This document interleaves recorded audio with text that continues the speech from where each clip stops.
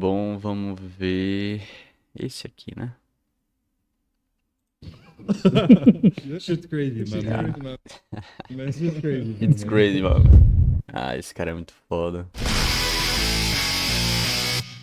Hey yo! Pra quem me vê aqui no YouTube, meu nome é Manuel Júnior, sou profissional da educação física, estudioso na área de mecânica e biomecânica aplicada a exercício, e hoje nós vamos fazer um react. Eu já tinha visto alguns vídeos, algumas partes desse vídeo, mas vamos fazer um react do vídeo todo do treino. Tá? Então a gente vai fazer como reagir, como é que eles treinam, né? Como é que eles treinaram juntos, quais foram os exercícios escolhidos, enfim. E a gente vai falar um pouquinho sobre a mecânica, mas eu fazia um tempo que eu queria fazer esse vídeo já é bem, esse treino já é bem antigo, mas vamos levar algumas considerações mecânicas e ver como é que foi o treino inteiro, né? Então vamos lá. Come on, Chris. And still. A entrevista. Vamos ver como é que o Ramon se saiu quando viu ele pela primeira vez. All that stuff, kind of storage stuff in Alexandria, because you know what I mean? Acho que não mostrou o react não, dos dois se encontrando. What is it? Pré-treinozinho. Live. Aí.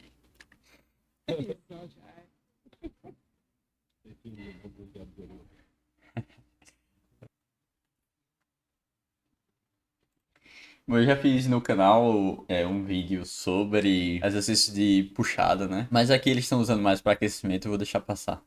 O título do vídeo é Full Back Workout, então eles não vão dar ênfase em uma parte das costas mais específica, eu acredito, né? Mas vamos ver.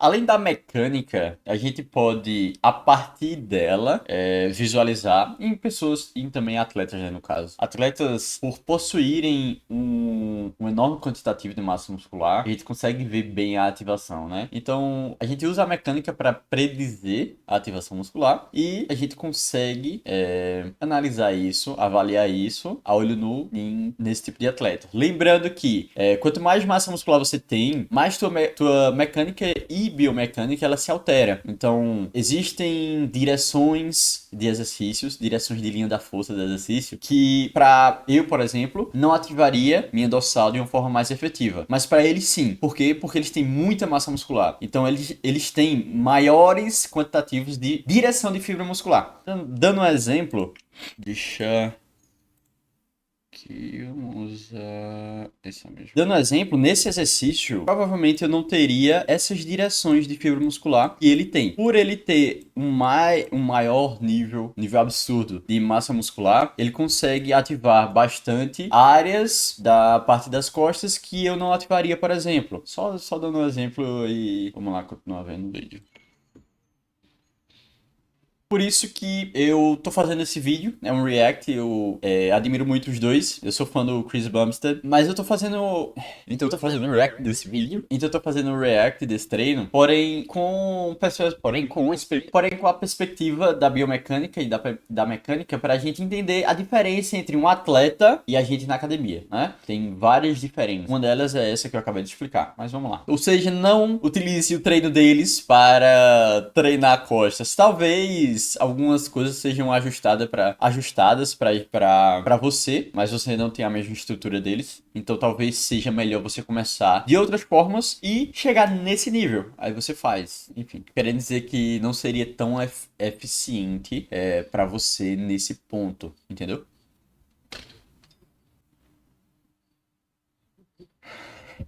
A felicidade do Ramon é muito... Eu acho muito da hora. Talvez aqui eles estão botando um pouco mais de carga. Como o Sebon sempre treina de casaco, eu vou esperar o Ramon começar a fazer para a gente tentar verificar em qual é a ênfase que eles estão dando nesse exercício específico, né?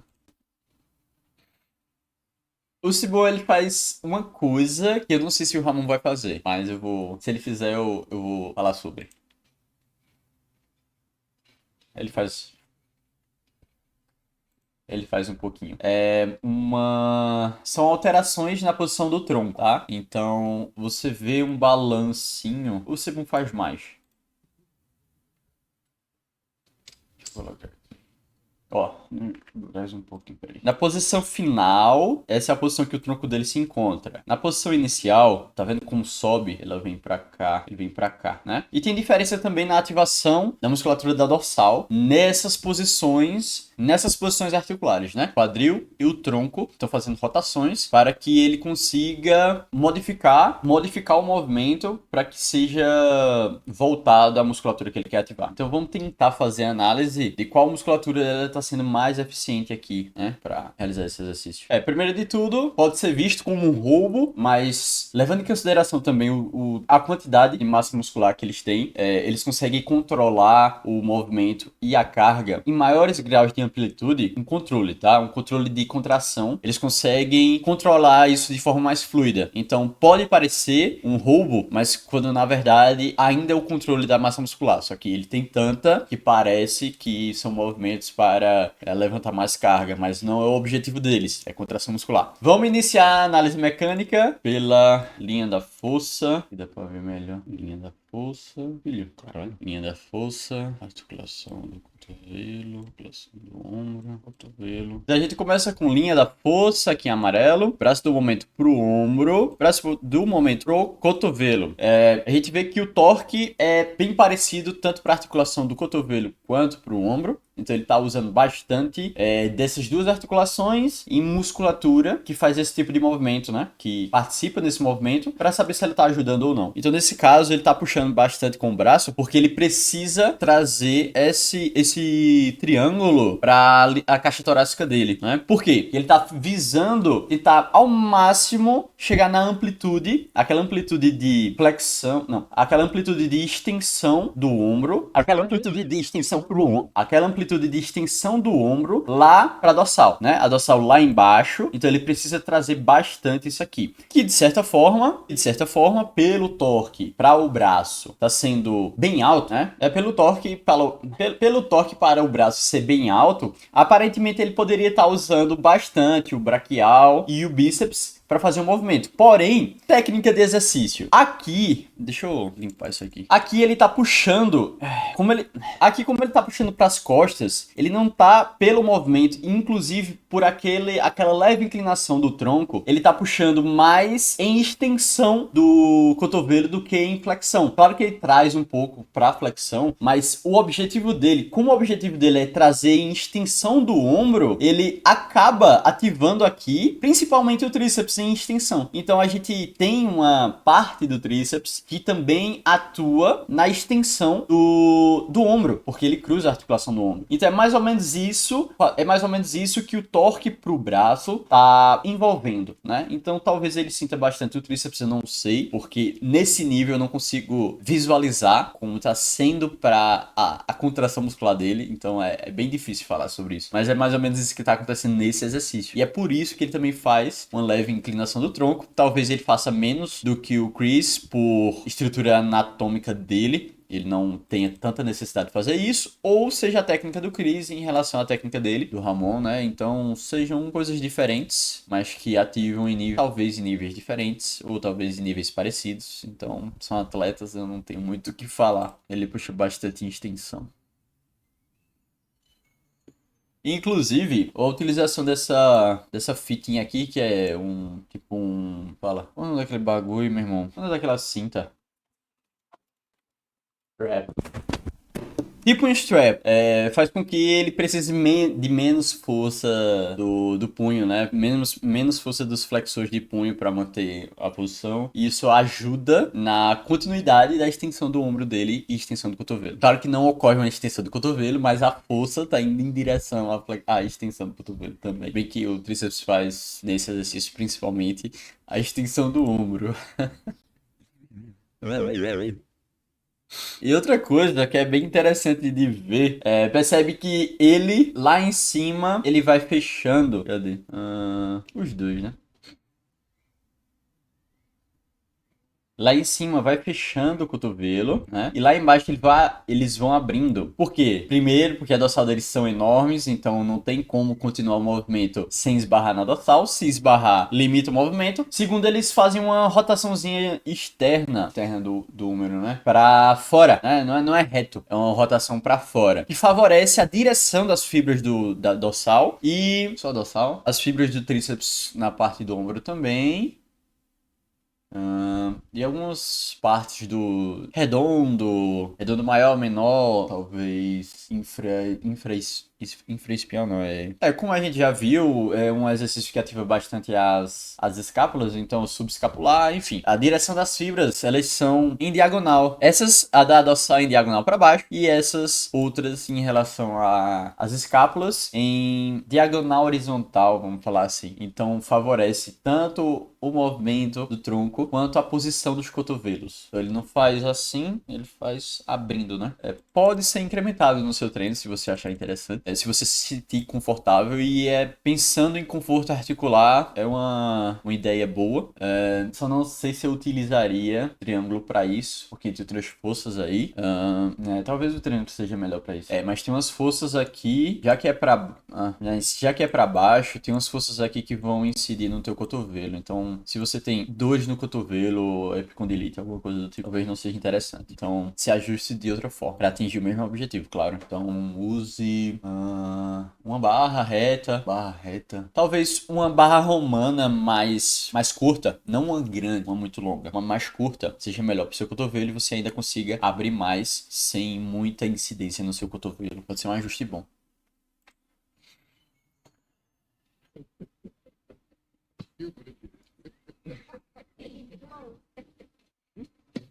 E lembrando, por mais que o torque final, né, porque eu não fiz toda a análise teria que ser desde a posição inicial, os graus de movimento até a posição final. Como eu não faço assim, não dá pra fazer isso em todo vídeo. A gente tem que perceber que existem momentos durante o mesmo exercício que a flexão do cotovelo vai ocorrer com um certo torque e ele vai precisar fazer força com o bíceps também. Na parte final, como eles inclinam todo o tronco, enfim, a gente já viu, o tríceps acaba sendo mais ajudante. Lembrando, flexão do cotovelo, bíceps e braquial radial também, enfim.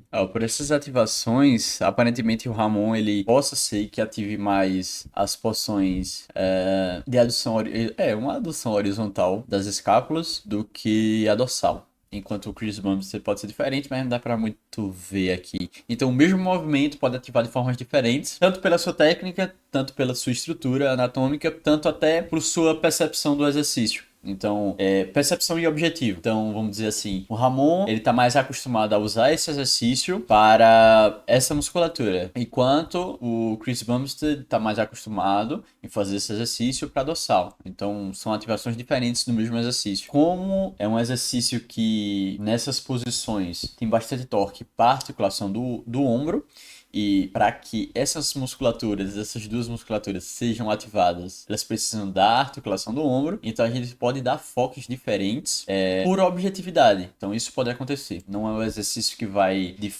ele não vai ser o fator limitante para uma ativação ou outra. Fora toda a questão estrutural, como eu falei antes, né? Anatômica, tamanho, comprimento de tronco, comprimento de húmero até, comprimento de várias coisas, né? Então pode ser mais esse exercício pode ser mais eficiente, vamos falar assim, mais eficiente para o Ramon ativar essas musculaturas escapulares do que para o Chris Bumstead em contrapartida. O Chris, ele consegue ativar mais a dorsal do que o Ramon, enfim. Mas aí são ajustes e tá lado do lado para saber qual ajuste ele vai fazer para um determinado objetivo. Então, é muita coisa.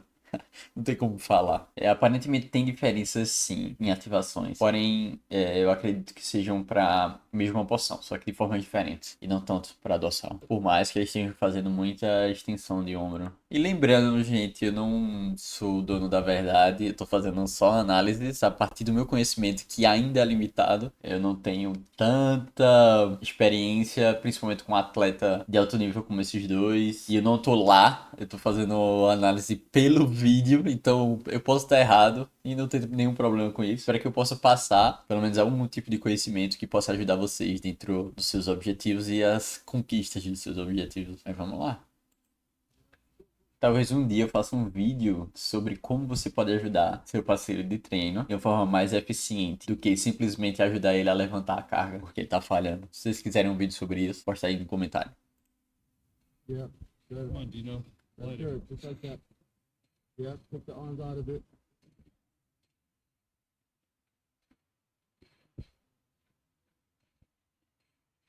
There you go.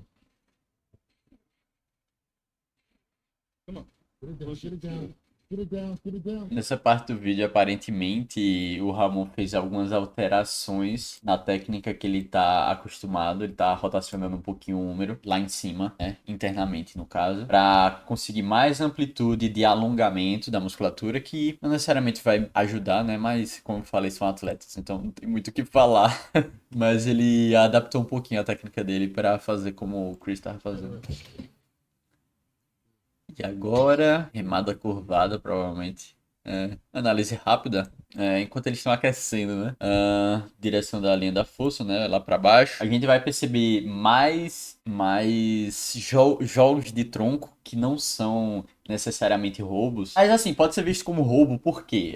Já vou explicar. Mas a linha da força tá para baixo, né? Pegada pronada, não muda muita coisa, mas muda mais conforto articular. Então eu diria, se você prefere fazer a pronada, beleza. Se você prefere a supinada, beleza.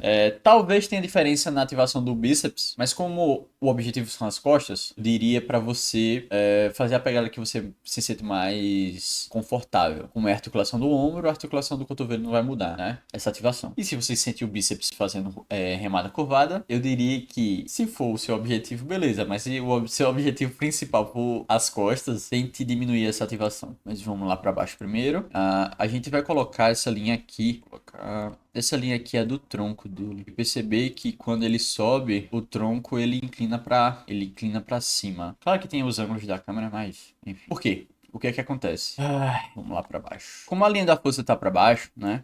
Nessa parte do movimento, o braço dele tá um pouquinho mais para cá, né? E quando ele vai subir, se ele manter essa posição, né, subindo para contrair as costas, o torque aqui para lombar é muito alto. Então ele faz esse jogo, eu acredito que você já viu isso na academia também. Ele faz esse jogo que é realmente um roubo, mas um roubo no sentido de diminuir, né? Quando ele sobe o tronco para cá, quando ele sobe o tronco, ele diminui o torque para a lombar. Se o objetivo dele são as costas, ele precisa fazer com que a lombar trabalhe menos do que a região das costas dele. Então, aqui tá meio... esse desenho tá meio estranho, mas acho que dá para entender. Então, é sim um roubo, mas em relação à estrutura, à musculatura de mantenedora da posição. A lombar, ela precisa se manter em isometria para você conseguir fazer esse tipo de exercício. E quanto menos esforço ela precisar fazer, portanto que você consiga esforçar a região das costas que você precisa, né, no objetivo,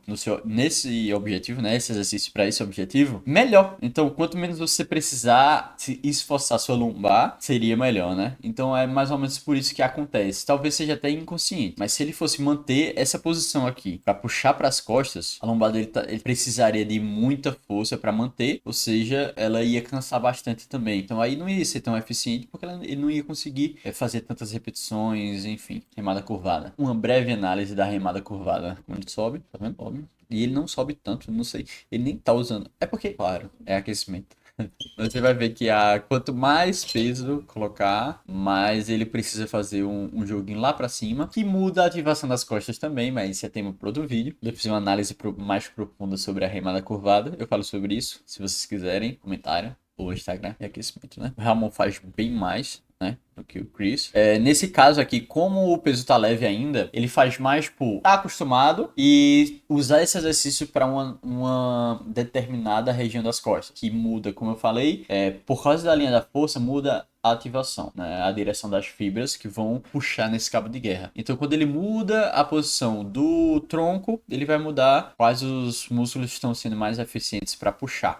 Então, ele está acostumado a fazer dessa forma para uma região específica, enquanto o Chris provavelmente está acostumado para fazer talvez ele mude, né, durante o treino. Ele mude a técnica. Ele protrai mais a escápula. Olha, Ele explicando. A escápula dele vai lá pra frente. Walking out 2 minutes. Ele não tá muito acostumado a No fazer bueno. Calvin, com a escápula retraída. Então são músculos diferentes. Mesmo exercício para músculos diferentes. Pois é, mas diferente. Talvez o Chris esteja tendo mais ativação do posterior do que o Ramon, porque ele mantém, provavelmente, né? Eu não sei. Não dá pra ver pelo casaco, mas provavelmente ele tá tendo uma retração da escápula maior do que a do Ramon. Então isso faz com que nessa direção de resistência, a musculatura da posterior do ombro dele seja mais ativada do que a do Ramon para o mesmo exercício.